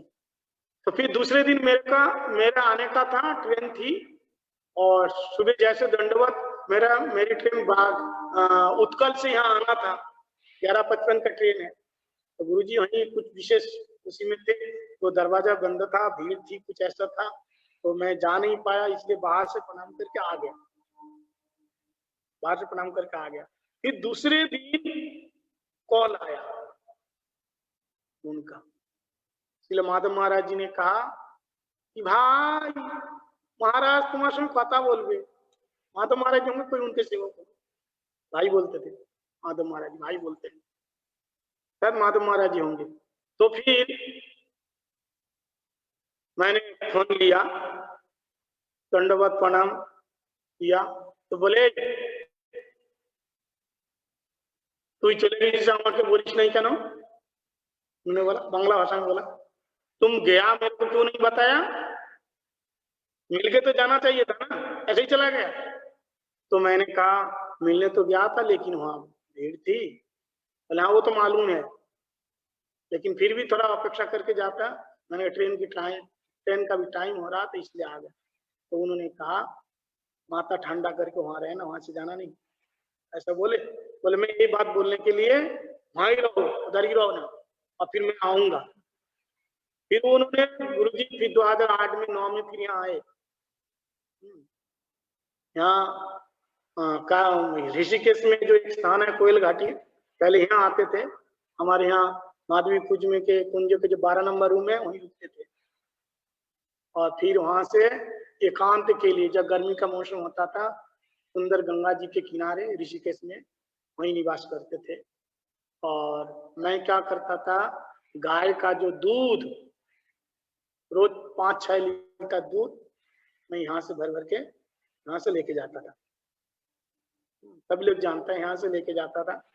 और ऐसे 10 दिन 15 दिन जो भी होते थे गुरुजी के लिए लेके जाता था। और आखिरी दिन जब होते हैं, जिस दिन उनको जाना होता है, तो जब प्रणाम करने के लिए गया तो कहते हैं तुमको कल से आना नहीं पड़ेगा, ऐसा कह रहे हैं। वहां सेवक भी नहीं है, कष्ट होता है, तो वहां सेवक, यहाँ तो कोई सेवक नहीं होते थे, अगले पूजा करना, रसोई बनाना, ये करना, एक और दूसरा होते थे। फिर वहां से दूध छोड़ करके आओ, फिर फटाफट आकर के ठाकुर जी की आरती करो, ये करो, सो करो, बहुत काम होता था। इसलिए कहते हैं कि तुमने सेवा की है और बढ़िया तरीके से रहो, ऐसा बोल करके 2 साल 8-9 साल 2008-9 2009 में ऐसे ही आए, और हमें थोड़ी बहुत सेवा करने का सुयोग मिला, ऐसे गुरु जी की कृपा रही। और एक बात इससे पहले की बात है, जैसे कि विजय कृष्ण को बोल रहे थे, ये 1998 की बात है। एक बार कार्तिक महीना के समय उनको मथुरा के जो डेम्पियर है ना, वहां पे कोई एक भक्त, उनसे वहां भागवत कथा करानी थी। तो उसी समय क्या हुआ, भागवत कथा करानी थी तो सारे लोग परिक्रमा में चले गए, और उसी समय तीर्थ महाराज जी अकेले भागवत करते थे। तीर्थ महाराज जी, हमारे पूज्यपाद तीर्थ महाराज जी अकेले भागवत कथा करते थे। तो उस समय गुरु जी ने देखा कि तीर्थ महाराज जी को तो बहुत काम है, सेवा है, बिजी है, अब ये कैसे करेंगे कथा। तो उनको पता चला कि वृंदावन में राधेश्याम रहते, तो वो भी भागवतम पढ़ते हैं। तो फिर वो माधव महाराज जी का फोन आया, इसलिए माधव महाराज जी का, भाई वो गुरु जी बुला रहे हैं, जैसे बोला बुला रहा है, मैं तो बहुत डर गया, तुम बुला रहे भाई, कुछ तो क्या बात है, क्या हो गया है? तो बोले तुम अभी आ जाओ, दोपहर को फोन किया, बोले शाम को आ जाओ। शाम को आए, मैं आया, दंडवत प्रणाम किया, और प्रणाम करने के बाद कहा गुरु जी बताइए। तो कहते हैं तुम कथा कर लेते हैं? तो जैसे कहा तुम कथा कर लेते हैं, मैंने कहा मैं तो डर गया भाई, कथा कर लेते हैं। मैं क्या कथा करूं करके, बोले भागवत कथा कर लेते हो? तो मैंने कहा तो प्रैक्टिस तो कर रहा हूँ, तो एक दो जगह किया है।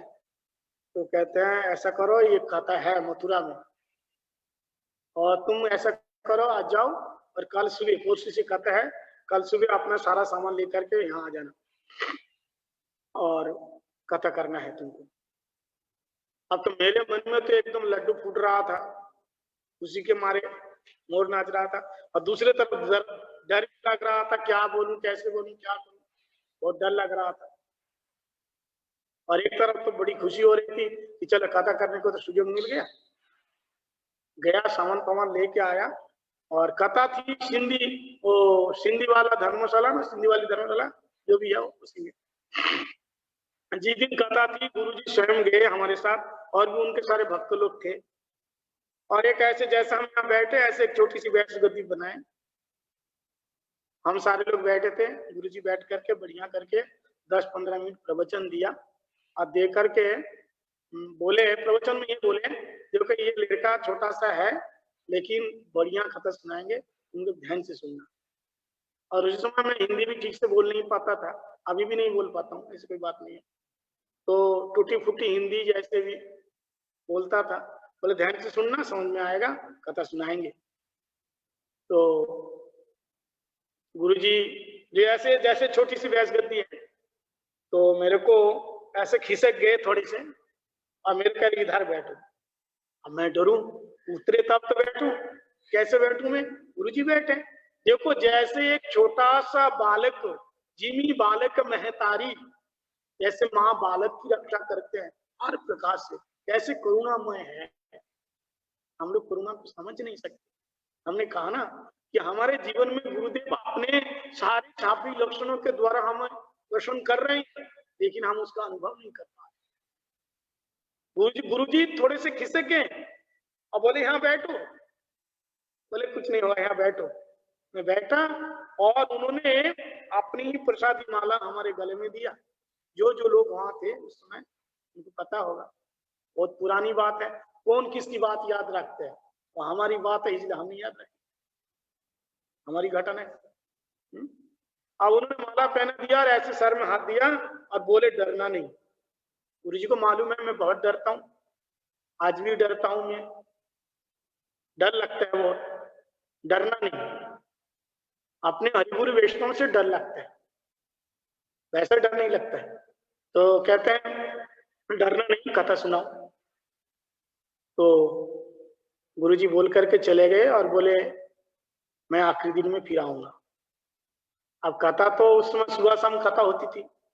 अब कथा करते करते क्या हुआ, और वो कथा भी किसके लिए कथा हो रही, किसी ने फांसी लगा दी और वो मर करके पता नहीं भूत बन गया क्या बन गया, उसको उद्धार के लिए कथा हो रही। अब बताओ, हमको स्वयं को इतना डर है तो गुरु जी की कृपा है, गुरु जी ने कहा कि कथा करो भाई। तो 3 दिन कथा करने के बाद मेरे को इतना तेज बुखार आया। प्रेमानंद प्रभु जी ने मेरे को टैबलेट दिया बड़े अच्छे, तो टैबलेट खा के कथा में चला गया। तो फिर आते ही कथा करते समय तो ठीक था, फिर उतारते समय फिर बुखार। ऐसे ही 2 दिन चला, 5वां दिन हो गया। तो फिर उन्होंने श्री गुरु जी ने मेरे को बुला करके मेरे को कहा ये नरसिंह मंत्र, एक नृसिंह देव का एक मंत्र बोल, इसका जाप करके ये करना, तुमको डर नहीं लगेगा। उसी समय और मैं उस मंत्र को लिया, लेकर के बैठे। सच बताऊं कि उसी समय से मेरा जो बुखार वो उतर गया और फिर दोबारा आई। ऐसे दयालु, ऐसे कृपालु गुरु जी। तो एक अयज्ञ व्यक्ति को भी यज्ञता बनाना, ये गुरुवर्ग, क्योंकि अदोषो दरिशो प्रभु, इनका ये स्वभाव होता है, निंदा करने वालों को भी कृपा करते हैं। ऐसे हमारे गुरु जी निंदा करने वालों को भी कृपा करते हैं। प्रचार के समय उनके कितने शत्रु हो गए थे, बहुत सारे शत्रु हो गए थे, बहुत सारे शत्रु हो गए थे, लेकिन किसी का परवाह नहीं किया, आगे बढ़ते गए, आगे बढ़ते गए। ऐसे बात, ऐसे दयालु था, जैसे दयालु वैसे कृपालु, अकिंचन, मृदु बदान्य कवि। और एक बात बोलूंगा, कहते हैं कि इतना सुमधुर सुर में कीर्तन करते थे। आज भी आप लोग कीर्तन सुनो, देखो परम गुरुदेव उनको श्री केशव जी गौड़िया मठ के मठ कमांडर बनाए। और पहले मठ कमांडर किसको बनाते थे? जिसको रसोई बनाना आते हैं, जिसको प्रवचन करना आते हैं, जिसको कीर्तन करना आते हैं, जिसको कंट्रोल करना आता है। ये सारे गुण एक व्यक्ति के अंदर होने पर तब उसको मठ कमांडर बनाते थे। ये भाई भातीजा की बात नहीं है कि हम मठ कमांडर है इसलिए हम भाई बनेगा, हमारे चाचा जी बनेंगे, ऐसा नहीं होता है। जिसका अंदर योग्यता है, चाहे वो कोई क्यों ना हो, वो बनेगा मठ कमांडर। गुरु महाराज जी को केशव जी गौरी मठ के मठ कमांडर बनाए। उसने मथुरा में कहाँ प्रचार था? सारे मथुरा में आपने गौरी मठ का प्रचार किया, इस रूप से प्रचार किया उन्होंने। और सुमधुर कंठ में गाते। एक बार क्या हुआ, एक बार ओडिशा के राज्यपाल, उनको निमंत्रण किया वृंदावन के राधा दामोदर वाले गोस्वामी लोग, जो उड़ीसा के जो राज्यपाल है, उनके इनवाइट किया गया। वो वृंदावन के दामोदर का जो गोस्वामी लोग, उनके इनवाइट किया। तो उसी समय वृंदावन में हमारे परम आराध्यतम शिक्षा गुरु पाद परमेश्वर भक्ति वेदांत स्वामी महाराज जी रहते थे। तो उन्होंने हमारे गुरु जी को फोन किया, भक्ति वेदांत नारायण गोस्वामी महाराज जी को फोन किया या किसी को भेज दिया, किसी को पास में तो था, भेज दिया कि उनको बुला के लाओ। तो गुरुजी कहता उसी समय में एक दो ब्रह्मचारी को लेकर के मथुरा से फटाफट वृंदावन में आ गया। और राज्यपाल जी वो दामोदर मंदिर में आए, तो दामोदर के गोसाई लोग ने क्या किया था, उनको स्वागतम करने के लिए, उनको सम्मान के लिए अच्छा अच्छे कलाकार लोगों को बुला के लाया, जिसमें तबला, हारमोनियम, कैसियो, वायलिन, ये सारे इंस्ट्रूमेंट थे। और राज्यपाल जी आ गए। अभी बड़े बड़े कलाकार लोग तो तुरंत तो गा नहीं सकता, जब तक उसका साज बात ठीक ना हो, वो तो पू पा पा पा करते रह गया। तो इतने में भक्तिवेदांत स्वामी को महाराज जी ने देखा, अरे इस लोग को आपने साज बात तैयार करने में तो एकदम टाइम लगा रहा है, इतना गाएगा कब? और वो तो इतने बड़े आदमी ज्यादा देर थोड़ी ना रुकेगा, वो तो तुरंत चले जाएंगे। तो उसी समय हमारे शिला भक्तिवेदांत स्वामी महाराज जी ने गुरु जी को कहा, भाई आप कीर्तन गाओ। और उन्होंने उस समय माइक लिए और सुमधुर सुर में जय राधा माधव कुंज विहारी गोपी जन वल्लभ गिरिवरधारी जय राधा माधव कुंज विहारी। ये जो भजन जय राधा माधव कुंज विहारी, और गुरु जी की आवाज बड़ी पतली सी, बढ़िया सुमधुर स्वर में जब गाए, राज्यपाल और बाकी सारे लोग भी चकित हो गए। एक सन्यासी होकर के इतना लंबे चौड़े उद्दंड नृत्य करते हुए गा रहे, डंडा लेकर के गा रहे वहां पे। उनका दर्शन हो गया। तो फिर हमारे भक्ति वेदांत स्वामी महाराज जी उनको एक अंग्रेजी भाषा में भागवतम का उपहार दिया, इसको राज्यपाल को दिया। तो वहां से निकल गए।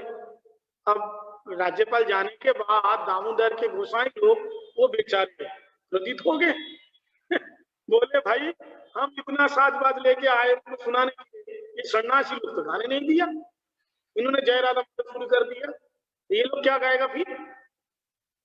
तो हमारे शिला भक्तिवेदांत स्वामी महाराज जी ने कहा, भाई अरे आप लोग तो गाने में देर कर रहे थे, इसमें हमारी गलती नहीं है, आप गाना शुरू करते के तो चले जाते, वो तो हमने तो इज्जत बचाई तुम्हारी। तुमने इतना जो साजबाज लेके आए, लेकिन लाए तो वो तो गा नहीं पाए। तो उसी समय गुरुजी ने जो बढ़िया तरीके से उन्होंने कीर्तन गाया, सुमधुर स्वर में कीर्तन गाया, ये सुन करके सभी लोग मनमुग्ध हो गए। यदि हम प्रशंसा ये अतिशयोक्ति नहीं है, कोई प्रशंसा की बात नहीं है। जैसे हमारे गुरु वर्ग है सर्व गुणे गुणान्वित है सब प्रकार से। दूसरी तरफ हमारे शिल गुरु महाराज जी भक्ति वेदांत शिल बावन गोस्वामी महाराज जी, ये कैसे करुणामय, ये कैसे करुणामय। कहते हैं हमारे गुरु महाराज जी कैसे बोलते थे मालूम है, कहते हैं मेरे को तो कोई चिंता नहीं है क्योंकि मैं जिस वृक्ष के नीचे हूं वो वृक्ष बहुत तगड़ा है। और वृक्ष कौन है? हमारे गुरु वर्ग है, वो हमारे गुरु वर्ग है। इनकी करुणा देखो। एक बार आपने सेवक से कहा कि चलो, सेवक ने कहा कहाँ चलो? गुरु महाराज जी कुछ नहीं, चलो तो चलो। कहाँ चलो ये नहीं बताया, चलो चल दिया। ट्रेन में बैठे तो सेवक को पता चला कि ये ट्रेन आसाम की तरफ जा रही है। अब गुरुजी से कहा गुरुजी आसाम में किसके घर में जाओगे तो बताओ। ये भी नहीं बता रहे, ये भी नहीं बता रहे। और ट्रेन से उतरे, अब कौन से रास्ते में किसके घर में जा रहे उसको पता है या नहीं है, वैसे ही चल दिए। कौन से रास्ते से जाना है क्या है उन लोगों को पता है। अब चलते चलते अब तो गांव की तरफ जा रहे हैं तो ऐसे कच्ची सड़क है। अब चलते चलते एक बहुत लंबी चौड़ी ये ट्रेन आ गई। अब इतने सारे इतना लंबा ट्रेन आ गया, कम से कम कितना फीट है?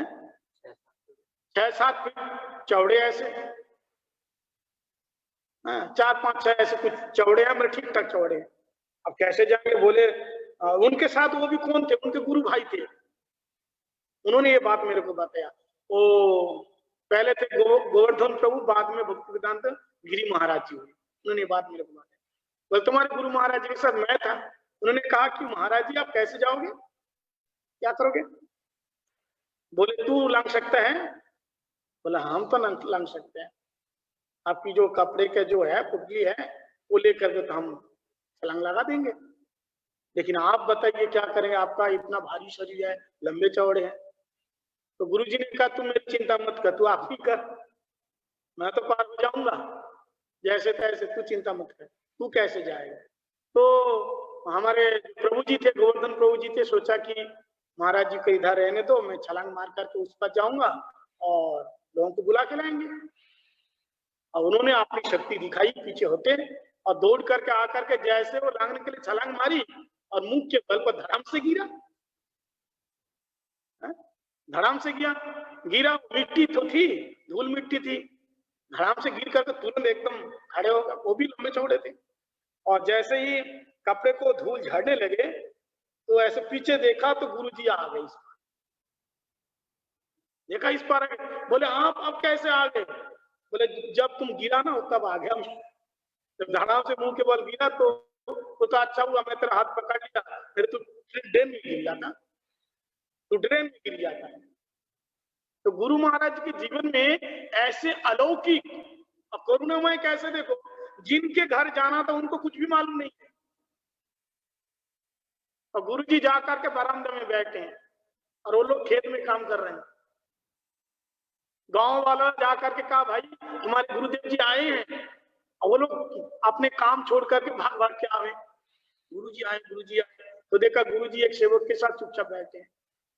गुरुजी बैठे, गुरुजी आप आए, आप पहले से सूचना दिए होते तो हम लोग तैयारी करते। गुरुजी ने कहा कोई टेंशन लेने की आवश्यकता नहीं।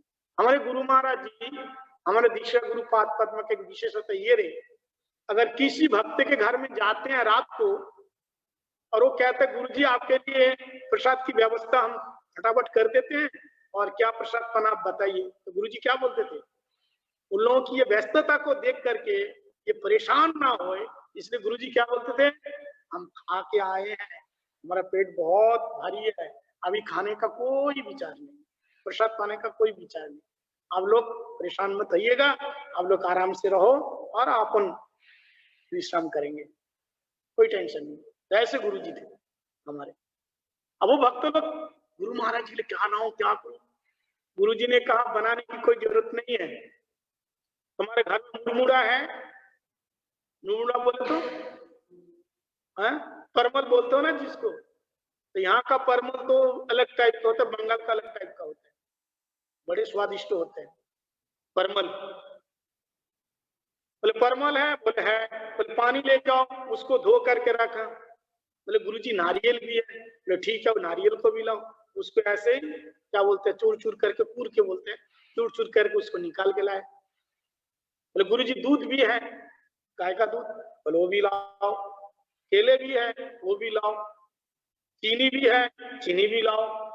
अब बताइए, उसी मुड़मुड़ा को पानी में धो करके पानी फेंक दिया, मुड़मुड़ा हो गया नरम, उसमें दूध डाले, उसमें चीनी डाल दिया, उसमें केले डाल दिया, अब उसको उसमें नारियल भी डाल दिए, अब उसको पा के देखो कितनी सुस्वाद है। बोले गुरुजी आप ये पाएंगे कुछ नहीं है। बोले क्या, कौन कहता है कुछ नहीं है, मुड़मुड़ा है, पानी है, दूध है, चीनी है, केले है, नारियल है, 6 चीजें, अभी भी कुछ नहीं है। हम इसी से पूछ रहे हैं, कैसे करुणामय है, कैसे दयालु। गरीब आदमी के बेचारे, गुरुजी कहाँ जाएंगे तो शुक्रिया करने के लिए।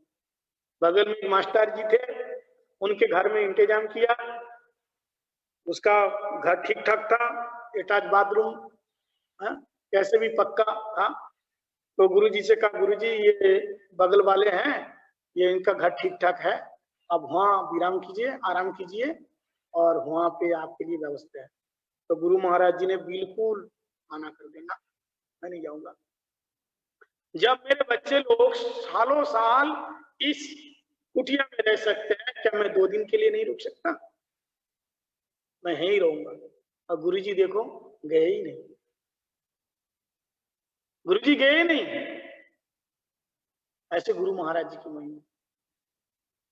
और बिल्कुल ठीक। और एक ऐसी कथा है कि ऐसे गरीब घर में थे, गुरु महाराज जी बोलते हैं कि हम अनिकेत,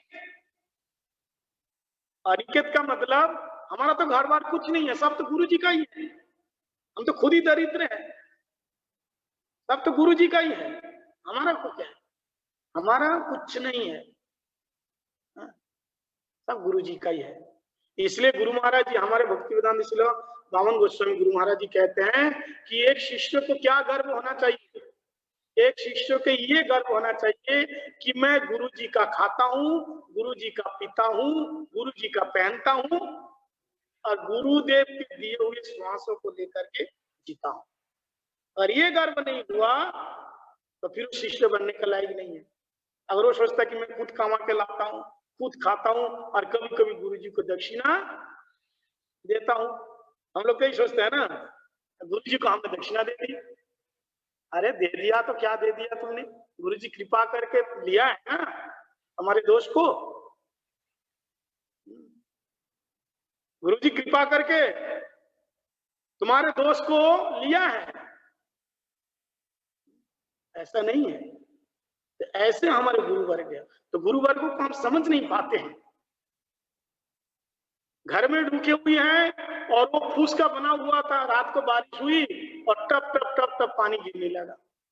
गुरु जी के पास हमेशा एक छतरी होती थी, छतरी लगा के ऐसे बैठ गए, और सेवक को कहा कुछ नहीं बोलना किसी को। अब घर वाले सुबह पूछे, गुरु जी रात को नींद आई? बोले बहुत अच्छी नींद आई, खर्राटे लेके सोए, कोई टेंशन नहीं। लेकिन उनको तो मालूम है ना उसका ही घर है, बेचारे बड़े दुखी हुए बाद में। ऐसे गुरु वर्ग है हमारे अंदर के, कोई भी दोष को ये गिनाते नहीं, अदोषो दरिशो को। हम लोग क्या करते हैं ना, हमारे अंदर हर प्रकार का दोष है, हर प्रकार के अवगुण है,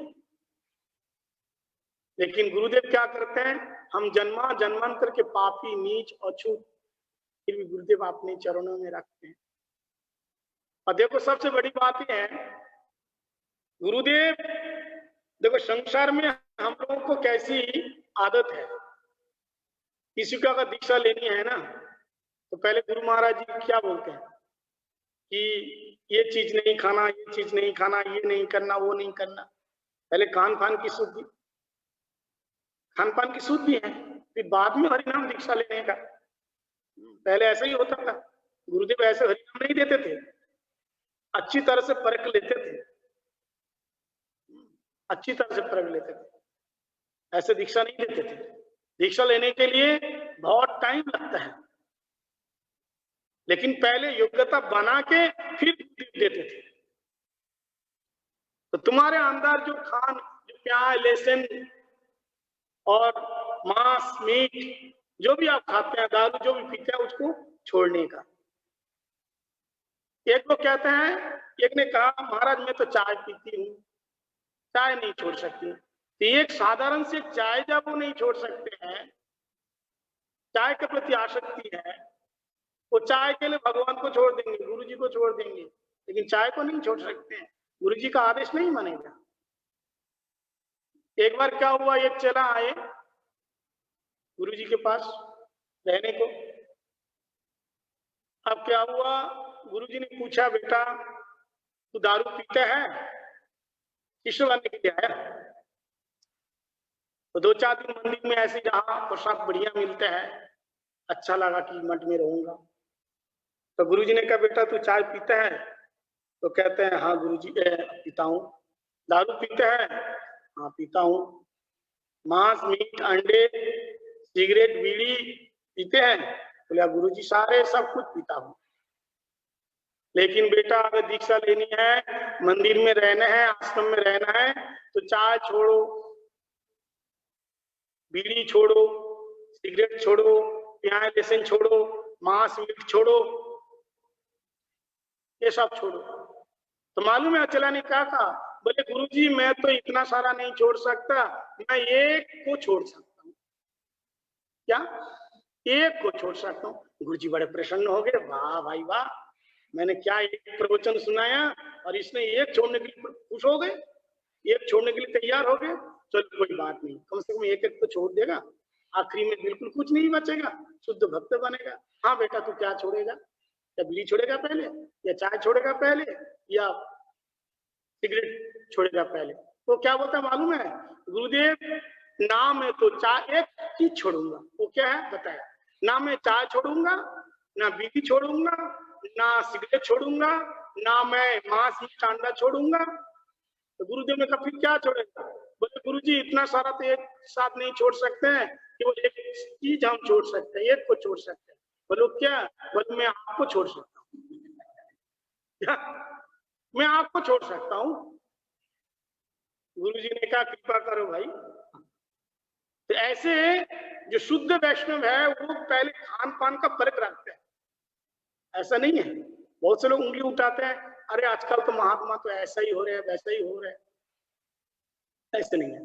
तो ऐसे हमारे श्री गुरुपाद पद्म जितने लोगों को दीक्षा दिया, बड़े शुद्धता के साथ, बड़े नियम के पक्के होने पर तब जाकर के हरिनाम दीक्षा देते, ऐसे नहीं। तो इस प्रकार से हमारे गुरु वर्गों का ये विचार है, और विशेष करके हमारे शिलो गुरु महाराज जी कहता है कृष्ण ही को शरणम, कृष्ण ही को शरणम। बस एक छोटी सी बात बोल के विराम दूंगा। कृष्ण ही को शरणम कैसे? मतलब मैं एकमात्र कृष्ण भक्त की ही शरण में हूँ। भक्ति वेदांत शिलो हमारे गुरुपाद पद्म पवन गोस्वामी महाराज जी बोलते थे, जब उनके आखिरी समय रात को 2 बजे 1 बजे जो जो से चिल्ला चिल्ला करके बोलते थे, हे ठकुरानी, राधा रानी को ठकुरानी बोलते थे, कृपा करो दया करो, कुछ बोलते थे, रोते थे। जब रोते थे कुछ बोलते थे तो उसी समय और ईसा कभी कभी बातचीत भी करते थे, ऐसे बातचीत करते थे। तो सेवक पूछते थे गुरुजी आप किससे बातचीत कर रहे हैं? तो कहता मैं अपने मालिक से बातचीत कर रहा हूं। किससे? मालिक से। कौन है आपके मालिक? तो क्या करते हैं तब उस समय इशारा करके, जो दीवार में जो चित्रपट है ना गुरु वर्गों के, उन्हीं की तरफ इशारा करते, यही है मेरे मालिक, यहीं से बात करता हूं। उनके एक गुरु भाई आके एक दिन कहा कि महाराज जी मेरे को आप पहचान रहे हैं, मैं कौन हूं? तो गुरुजी ऐसे देख करके कहते हैं, ये आखिरी समय की बात है, अप्रकट होने से कुछ दिन पहले की बात है। गुरुजी कहते हैं जब बातचीत करते थे थोड़ा थोड़ा, उस समय की बात है। तो बोले आप मेरे को पहचान पा रहे हैं, मैं कौन हूँ? तो गुरुजी ऐसे देख करके कहते हैं तुम कृष्णदास हो। अजीब का स्वरूप तो कृष्णदास है, तुम कृष्ण का दास हो, तुम कृष्णदास हो। तो फिर वो प्रभु जी ने पूछा और आप कौन है, आपका परिचय आप कौन है? तो उसी समय गुरु जी मुस्कुरा करके कहते हैं मैं गुरुदास हूँ। देखो गुरु के प्रति कितनी निष्ठा है। मैं गुरुदास हूँ, गुरु के दास हूँ, गुरुदास। यानी तुम कृष्ण के पक्ष में हो, हम राधा जी के विषय विग्रह भक्त है ना, उन्हीं के पक्ष में हूँ। कृष्ण के शरणम, यानी जो कहते कर्मा अवलंबका केचित केचित ज्ञान अवलंबका, वयम तु हरिदासा नाम, लेकिन मैं क्या है पादतान अवलंबका। कोई ज्ञान का अवलंबन करते हैं, कोई कर्म का अवलंबन करते हैं, लेकिन मैं क्या वयम तु हरिदासाना, भगवान का जो भक्त है उनके जो चरण पादुका है मैं उनका अवलंबन करता हूँ। ये गुरु महाराज जी का कहना है। तो इसी प्रकार से हमारे भक्ति वेदांत शिला दीक्षा गुरु भक्ति शिला बावन गोस्वामी महाराज जी की भूरी भूरी महिमा है, और हमारे शिला महाराज जी की भूरी भूरी महिमा है। हमने तो बहुत सी बातें सोच के आया था, लेकिन समय का अभाव है, फिर भी मैं शायद ज्यादा बोल दिया होगा। नहीं नहीं नहीं महाराज, नहीं नहीं, नहीं। ठीक बोला, तो ठीक बोला, बिल्कुल ठीक। हाँ ठीक है, ठीक है, ठीक। हाँ, इस प्रकार से हमारे गुरु महाराज जी की और दोनों गुरु महाराज जी के चरण में पुनः अनंत अनंत कोटि साष्टांग दंडवत प्रणाम करते हुए और सभी भक्तजनों के चरण में दंडवत प्रणाम करते हुए उनकी अहत की कृपा की वंचा करते हुए कथा का विराम देंगे। और विशेष करके हमारे जो विजय कृष्ण प्रभु जी, उनकी बहुत बहुत धन्यवाद। उन्होंने मेरे को कथा कीर्तन करने का जो अवसर दिया है, और मेरी कोई भूल त्रुटि हुई है तो भूल त्रुटि तो हुई है अवश्य। नहीं महाराज जी, नहीं महाराज जी, बहुत सुंदर हुआ है, बहुत सुंदर हुआ है। हम हरि गुरु वैष्णव की सेवा कर पाए, और कामी क्रोधी लोभी बद्ध जीव के लिए ये तो स्वाभाविक है, अहंकार करना। वैष्णव आदोष और दरिशो प्रभु होते हैं। आप सभी भक्त लोग मुझ पर कृपा करें, हम ठाकुर जी की सेवा करते हुए अपना जीवन अतिबाहित करें। वंशा कल्पतरुभ्यश्च कृपा सिंधुभ्यैव च पतितानां पावनेभ्यो वैष्णवेभ्यो नमो।